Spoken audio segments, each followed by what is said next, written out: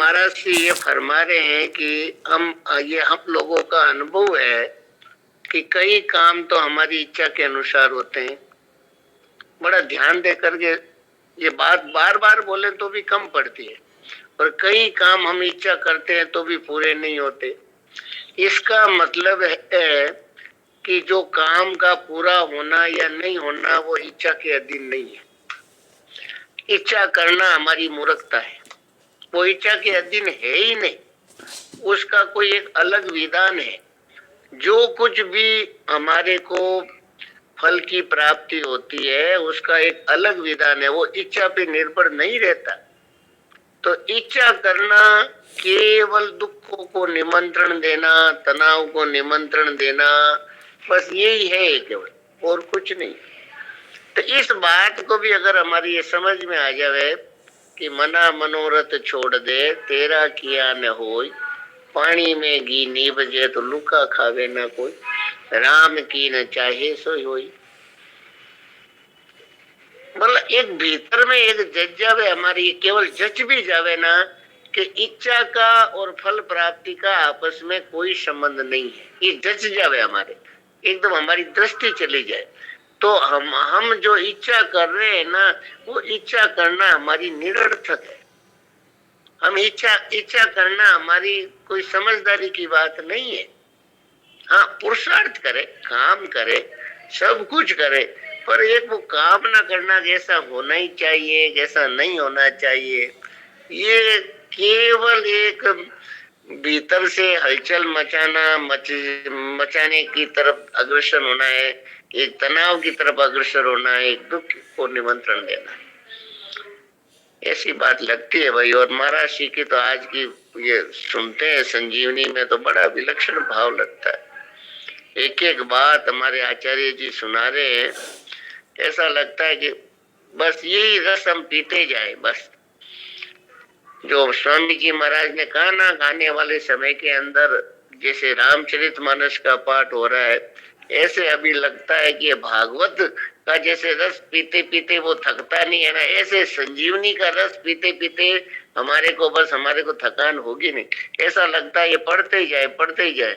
ये बीच में थोड़ा बहुत आ जाता है ना, आप बोलो, आप बताओ, ये ठीक है एक बस, पर फिर भी इसको संजीवनी के जो भाव है ना, वो बड़े विलक्षण है भाई। संजीवनी के भाव को पढ़ने सुनने मात्र से बहुत बढ़िया काम हो जाता, बहुत अच्छा काम हो जाता।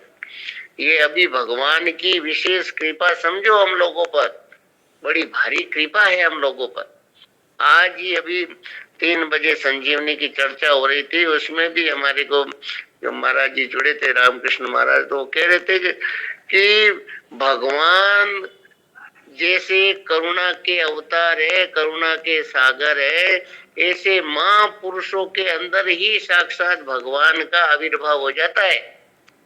भगवान स्वयं महापुरुषों के रूप में ही प्रकट होते हैं। महापुरुषों पे कितनी कृपा, कितनी करुणा, कितना महाराज श्री का जीवन पर्यंत देखो, 4 वर्ष की उम्र से लेके 102 वर्ष तक जब धराधाम पे रहे, केवल एक ही लक्ष्य, हमारा जल्दी से जल्दी, सुगम से सुगम तरीके से कैसे हम उस रस में डूब जाएं, कैसे उस प्रेम में डूब जाए, कैसे इन दुखों से निवृत्त हो जाए। और उन्होंने कितने आविष्कार कर दिए, कितने आविष्कार, कोई पार नहीं आविष्कार होगा। एक भी बात अगर हमारे स्वभाव के अनुसार हमारे एकदम बैठ जावे ना, तो बेड़ा पार है बस। महाराज जी ने तो खोल दिया भंडार, कृपा बरस रही जी, बरस रही। कितनी विलक्षण विलक्षण बातें बताई है, कोई पार ही नहीं। एक एक यहाँ तक आज ऐसी चर्चा हुई थी, तब कहा कि भाई किसी साधक ने पूछा कि भाई हमने तो सेठ जी के दर्शन नहीं किए, भाई जी के दर्शन नहीं किए, राधा बाबा के नहीं किए, शरणानंद जी महाराज के नहीं किए। तो कहा कि ये सब के सब महाराज श्री के नेत्रों में आ गए। तो महाराज श्री ने जिनको देख लिया, जिनको संजीवनी के प्रति प्रेम हो गया, श्रद्धा हो गई, उनके अंदर सब महापुरुषों की कृपा बरस गई, सारे महापुरुषों की कृपा। हमारे स्वामी जी महाराज के अंदर सारे महापुरुषों का प्रेम, सारे महापुरुषों का बस एकदम पूरा का पूरा। मतलब जहाँ दृष्टि पड़ गई, साक्षात साधक संजीवनी युगल स्वरूप है, युगल स्वरूप। जैसे सीताराम जी और राधा कृष्ण है, ऐसे ऐसे संजीवनी है जो युगल स्वरूप है। भगवान की तो वाणी और महाराज श्री का अमृत युगल स्वरूप है, युगल स्वरूप। तो ऐसी विलक्षण बात है भाई। और ऐसे महापुरुष जिनकी वाणी पे, जिनकी संजीवनी पे अगर हमारा थोड़ा सा भी, थोड़ी सी भी श्रद्धा है ना, वो थोड़ी नहीं है, नेहा विक्रम नासो अस्ति, वो पूरा काम करके ही छोड़ेगी, पूरा काम करके ही छोड़ेगी।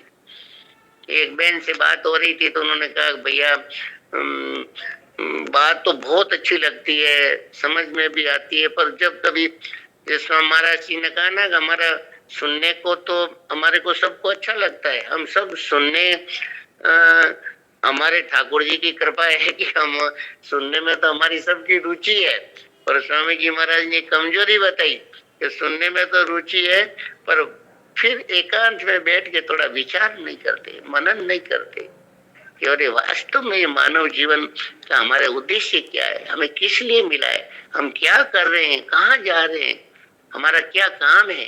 थोड़ी देर के लिए भी बैठ के मनन चिंतन करें तो हमें मालूम पड़ेगा। तो वो बात भीतर से, एक तो देखो कई हुई बात होती है, कई हुई बात तो उन महापुरुषों के जीवन की बात है। एक हमारे खुद के भीतर में कोई जागृति होवे, अरे क्या हो गया, इतना समय बीत गया, कहते दिन बीत गए बिनु देखे, श्याम सुंदर संग मिल खेलन की, आवत ही आपे के, कुंभन दास लाल गिरधर बिनु जीवन जन्म आले के। कितने दिन, अभी से थोड़ी देर तक गए मंगला के दर्शन करके कुंभन दास जी महाराज, और के गोसाई जी को कह रहे और कहते दिन बीत गए बिनु देखे। कितने दिन बीत गए उनको बिना देखे। तो ये देखो आप, ऐसा ये बात है भाई।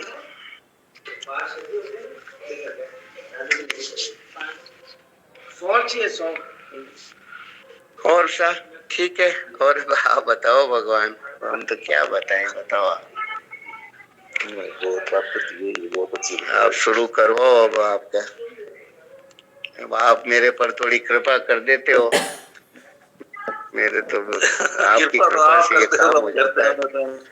थोड़ा सा कहीं अभी क्या है, यहाँ MCB का हुआ है उत्सव बड़ा, 50 से 60 हजार माहेश्वरी माँ अधिवेशन में बता रहे हैं, बाहर से करीब करीब काफी लोग आ रहे हैं। तो इसमें एक हमारा पूरा गीता बाल संस्कार का पूरा डोम लगा है, उसमें साधक संजीवनी का और सबका, गीता प्रेस का बड़ा विलक्षण, बहुत बड़ी जगह के अंदर पूरा लगा है। और उसके अंदर ये भाव है कि सब जगह कम से कम कैसे अपन संजीवनी के भाव पहुंचा सके सबके सामने, तो उसकी प्रश्नोत्तरी भी बनी गई है। और कई तरह का उसके अंदर ऐसा बनाया गया है कि ऐसा समझाया गया कि ये साधक संजीवनी कितना इसका महत्व है, उसके बारे में पूरा देखो। इतना तो प्रयास नहीं कर पा रहे, पर फिर भी कोशिश कर रहे हैं कि भाई कैसे ही करके हमारी संजीवनी है जो किसी के हृदय में बैठ जाए बस। तो हजारों लोग आएंगे, सोचते हैं कुछ जनों के भी हृदय के अंदर इसे भाव बैठ जाएगा तो हमारा काम बन जाएगा बस। और ये चाहते हैं कि भाई संजीवनी वर्ल्ड स्तर पे, विश्व स्तर में इसको लोग इसको करने लग जाए, मालूम पड़ जाए। और है ऐसी, और अभी मेरे को तो ऐसा लगता है कर्णानी जी क्या कहें कि जो स्वामी जी महाराज ने कहा कि 400 वर्षों